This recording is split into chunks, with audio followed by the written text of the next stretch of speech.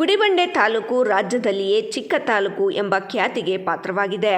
ಅಭಿವೃದ್ಧಿಯಲ್ಲಿಯೂ ಹಿಂದೆ ಬಿದ್ದಿದೆ ಎಂಬುದಕ್ಕೆ ಇಲ್ಲಿನ ಕೊರತೆಗಳೇ ನಿದರ್ಶನ.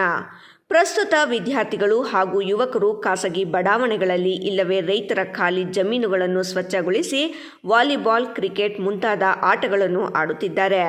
ಕ್ರೀಡಾಸಕ್ತಿ ಇದ್ದರೂ ಸೂಕ್ತ ಮೈದಾನ ಮತ್ತು ಮೂಲ ಸೌಕರ್ಯಗಳಿಲ್ಲದೆ ಗ್ರಾಮೀಣ ಪ್ರತಿಭೆಗಳು ಅವಕಾಶಗಳಿಂದ ವಂಚಿತರಾಗುತ್ತಿದ್ದಾರೆ.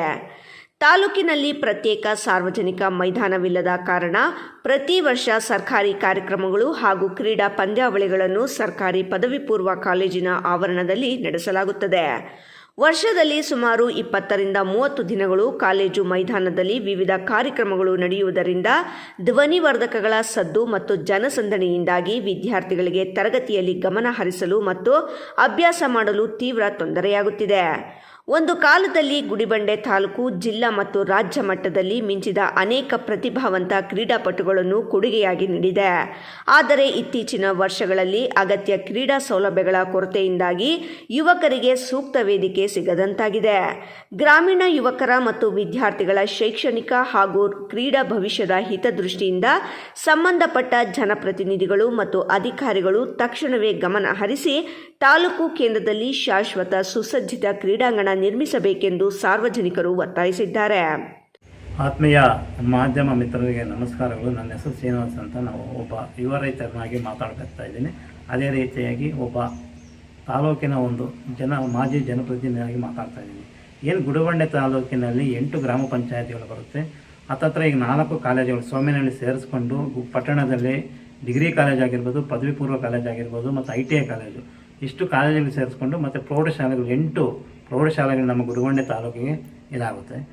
ಈ ಗುಡಿಬಂಡೆ ತಾಲೂಕಿನಲ್ಲಿ ಸುಮಾರು ವರ್ಷಗಳಿಂದ ಒಂದು ಯುವಕರಲ್ಲಿ ಮತ್ತು ವಿದ್ಯಾರ್ಥಿಗಳಲ್ಲಿ ಒಂದು ವ್ಯವಸ್ಥೆ ಇಲ್ಲದ ಒಂದು ಕ್ರೀಡಾಂಗಣ ಅಭಿವೃದ್ಧಿ ಇಲ್ಲದೇ ಇರುವಂಥ ಒಂದು ದುರಷ್ಟಕರ ಸಂಗತಿಯಾಗಿದೆ ಗುಡಿಬಂಡೆ ತಾಲೂಕಿಗೆ.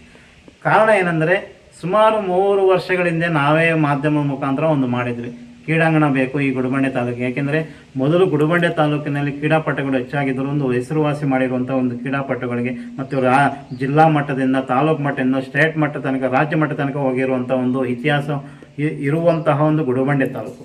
ಯಾಕೆ ನಮ್ಮ ಜನಪ್ರತಿನಿಧಿಗಳು ಮತ್ತು ಸಂಬಂಧಿಸಿದ ಅಧಿಕಾರಿಗಳು ಕ್ರೀಡಾಂಗಣ ಮಾಡುವುದಕ್ಕೆ ಹಿಂದೇಟಾಗ್ತಾ ಇದ್ದಾರೆ ಎಂದು ಗೊತ್ತಾಗ್ತಾ ಇದೆ. ನಮ್ಮ ಸ್ಥಳೀಯ ಶಾಸಕರು 3 ಬಾರಿ ಗೆದ್ದಿರ್ತಾರೆ.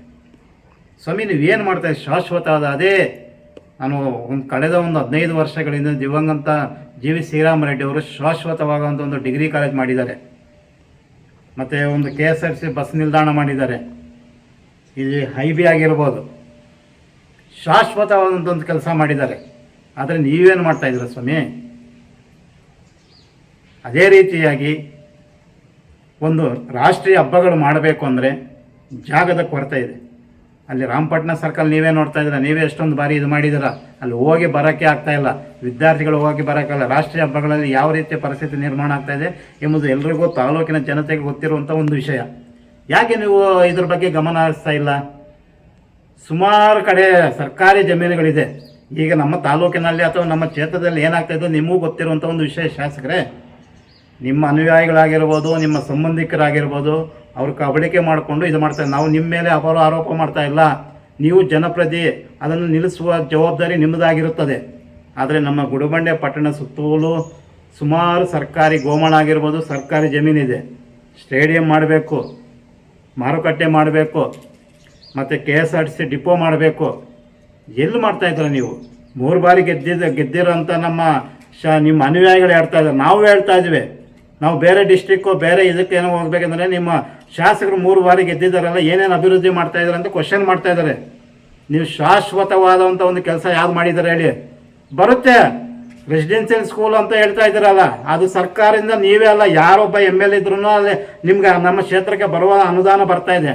ಆದರೆ ವಿಶೇಷ ಇದರಲ್ಲಿ ನಿಮ್ಮದೇ ಸರ್ಕಾರ ಇದೆ, ರಾಜ್ಯ ಸರ್ಕಾರ ನಿಮ್ಮದೇ ಆದಿದೆ. ನೀವು 3 ಬಾರಿ ಗೆದ್ದಿರುವಂಥವ್ರು, 2 ಬಾರಿ ನಿಮ್ಮದೇ ಕಾಂಗ್ರೆಸ್ ಸರ್ಕಾರ ಇತ್ತು. ಎಲ್ಲಿ ಮಾಡಿದ್ದೀರಾ ಗುಡಿಬಂಡೆ ತಾಲೂಕಿಗೆ? ಮಹೇಶ್, ರಾಯಲ್ಸ್ ಕನ್ನಡ, ಗುಡಿಬಂಡೆ.